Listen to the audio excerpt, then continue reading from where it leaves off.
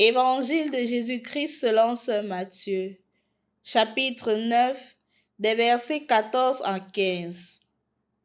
En ce temps-là, les disciples de Jean le Baptiste s'approchèrent de Jésus en disant : Pourquoi, alors que nous et les pharisiens, nous jeûnons, tes disciples ne jeûnent-ils pas ? Jésus leur répondit : Les invités de la noce pourraient-ils donc être en deuil pendant le temps où l'époux est avec eux ? Mais des jours viendront où l'époux leur sera enlevé, alors ils jeûneront. Au nom du Père et du Fils et du Saint-Esprit, Amen. Loué soit Jésus-Christ. Nous voici rendus au vendredi après les cendres. Et le thème qui meuble ce jour, c'est le jeûne. Comme nous l'avions écouté dans l'évangile d'aujourd'hui, Jésus n'est en aucun cas contre le jeûne. Même si on vient lui questionner, on lui demande pourquoi est-ce que tes disciples ne jeûnent-ils pas? Pourtant, les pharisiens et les disciples de Jean-Baptiste jeûnent. Il s'insurge contre deux choses. Premièrement, la période du jeûne et la façon du jeûne. Pourquoi la façon du jeûne? On se rappelle clairement que quand nous avions écouté le mercredi des cendres, les lectures, Jésus disait justement que quand tu jeûnes, ne fais pas ce que tout le monde sache que tu jeûnes. Parce que c'était malheureusement ce qui se passait à l'époque de Jésus. Quand les pharisiens jeûnaient, ils avaient une mine tellement défaite pour que les gens sentent que ouais, ce monsieur est en train de jeûner. Ouais, beaucoup de courage pour lui.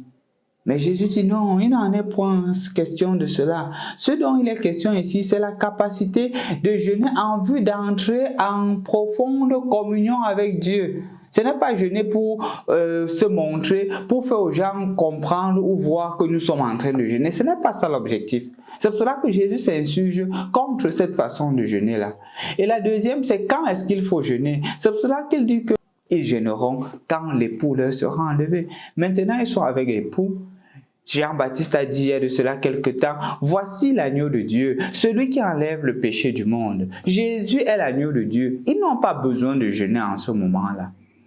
Mais la question maintenant qu'il faudrait se poser, c'est quand est-ce que nous devrions jeûner? Et je crois que l'Église a davantage circonscrit cela. Pendant les jours de jeûne, il y a le dimanche. Le dimanche n'est pas considéré comme un jour de jeûne. Le dimanche est considéré comme un jour de fête parce que c'est le dimanche qu'on célèbre la résurrection de notre Seigneur Jésus-Christ. Et donc, mon frère, ma sœur, pendant tes jours de jeûne, n'inclus pas le dimanche. Le dimanche est un jour de fête. Autrement, on devient un peu comme des pharisiens. On veut montrer qu'on dépasse les autres. On veut montrer. Il n'y a pas de personne à qui on voudrait montrer quoi que ce soit. Donc, jeûnons, premièrement, pendant le temps de carême.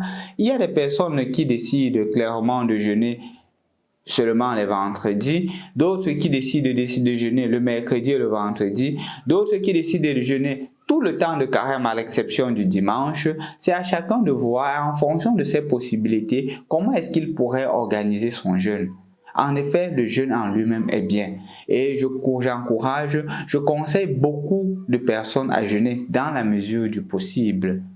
Et pourquoi jeûner? Premièrement parce que Jésus lui-même a jeûné. On se rappelle clairement, non, qu'il est parti avant de commencer son ministère public, il a fait 40 jours, 40 nuits au désert dans le jeûne. Jésus a jeûné.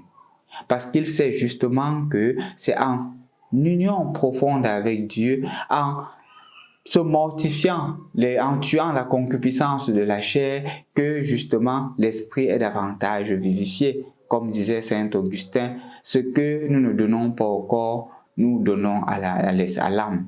Comme pour dire que de plus on tue la concupiscence de la chair, de plus on nourrit notre esprit.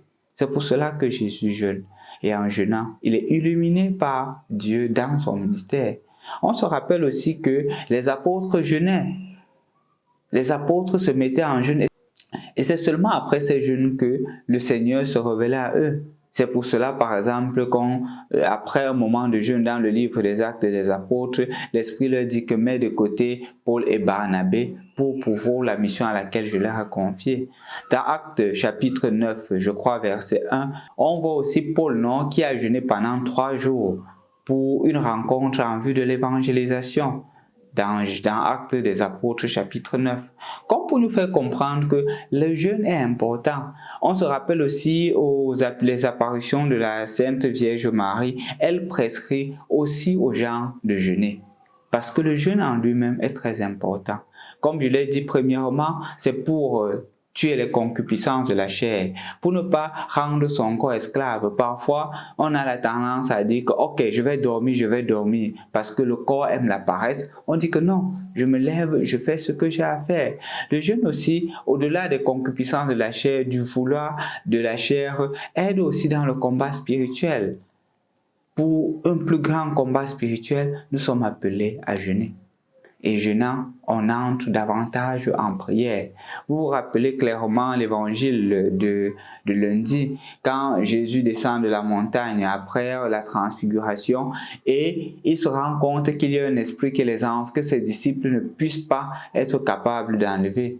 Et quand les disciples lui demandent, Maître, pourquoi n'avons-nous pas été capables? Il dit, ce genre d'esprit est enlevé par le jeûne et la prière. Le combat spirituel, c'est justement d'abord, en premier lieu, à travers le jeûne. Donc, mon frère, ma soeur, en ce temps de carême, je voudrais aussi t'inviter à approfondir une intime communion avec Jésus à travers le jeûne. Aujourd'hui, c'est vendredi, c'est un jour de jeûne. Je te demande de jeûner. Jeûner, par exemple, d'un repas ou de 2 repas en fonction de tes possibilités. Mais il faut jeûner.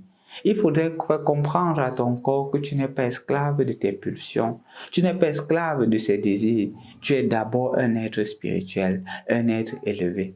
Jeûne aussi pour des motifs assez forts. Peut-être tu jeûnes pour demander au Seigneur d'enlever en toi ce péché qui est en train de te menacer depuis longtemps. Tu peux aussi décider de jeûner. Pourquoi? Pour demander au Seigneur de bénir ton couple, de bénir ton mari, de bénir tes enfants, ou peut-être dans une situation qu'il est en train de traverser ou qu'elle est en train de traverser, pour que le Seigneur l'aide et le soutienne. Peut-être pour ta famille, peut-être aussi pour notre pays. Tu pourras aussi jeûner peut-être pour les enseignants. Tu pourras aussi jeûner peut-être pour que notre gouvernement soit davantage sensible et augmente le SMIC, afin qu'un parent puisse avoir le minimum pour vivre. Je t'assure, le jeûne a un pouvoir. Et si tu le fais de tout cœur, tu verras les merveilles de Dieu.